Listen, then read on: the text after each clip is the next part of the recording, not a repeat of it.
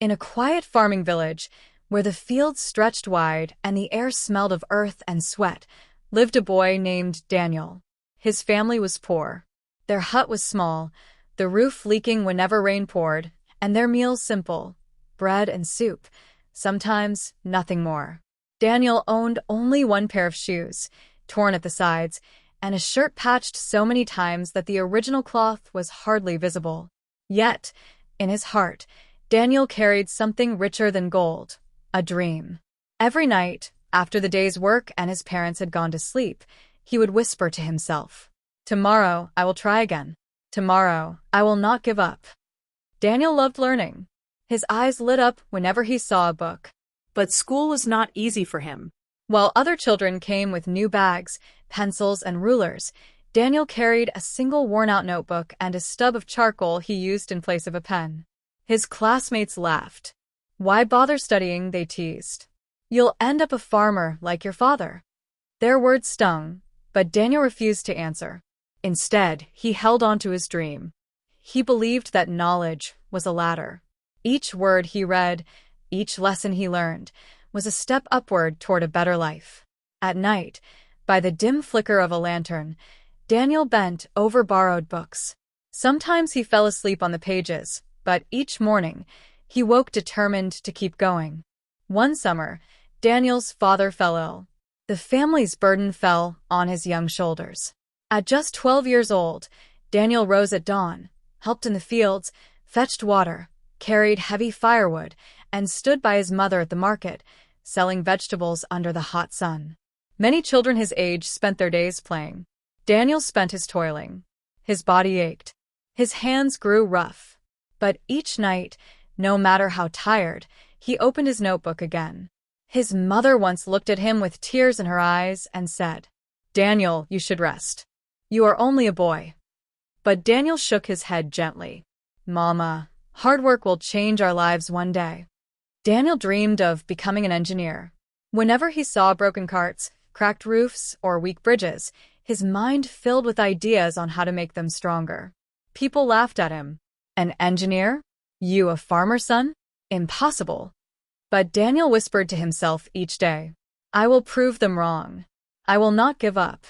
When Daniel finished school, he applied for a scholarship in the city. For weeks, he studied until his eyes hurt.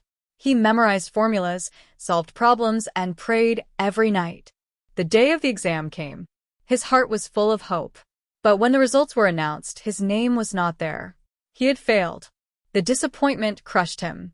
For days, he avoided the market, afraid to hear the villagers say, "We told you, dreams are not for people like us." But one evening, Daniel looked at his old notebook, filled with his handwriting, and whispered, "I will not give up. Failure is not the end. It is only a lesson." Daniel worked even harder. He studied in the fields during breaks, reciting lessons under the hot sun. He asked teachers for extra help, borrowed more books, and even tutored younger children to buy new notebooks. Months later, he took the exam again. This time, when the results were posted, his name was there. He had earned the scholarship. His mother wept with joy. His father, though weak, smiled and said, "Son, your hard work has opened a door." The city was different, loud, fast, and full of opportunities. Daniel, with his humble clothes and empty pockets, felt out of place. His classmates had tutors, modern tools, and plenty of money. Daniel had none. But instead of complaining, he worked harder. He cleaned classrooms for extra money, skipped luxuries, and studied long into the night. Sometimes he failed tests, sometimes he barely passed, but he never stopped. Slowly, his persistence began to shine. Teachers admired him. Friends respected him. And though the journey was still long, Daniel reminded himself daily, "I will not give up." Years turned into seasons of endless effort. Daniel often walked hungry to class. He often studied by candlelight when electricity failed. There were times he doubted himself, times he cried quietly, times he almost broke. But he remembered his father's struggles. He remembered his mother's tears.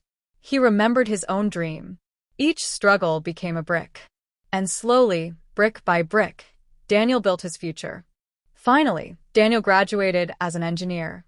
The boy who once wrote with charcoal now drew blueprints for strong houses, bridges, and wells. But Daniel did not forget where he came from. He returned to his village and rebuilt what was broken. He repaired homes so no roof would leak in the rain. He dug wells so no child would walk miles for water. He gave scholarships to children who studied with borrowed books, just like he once did.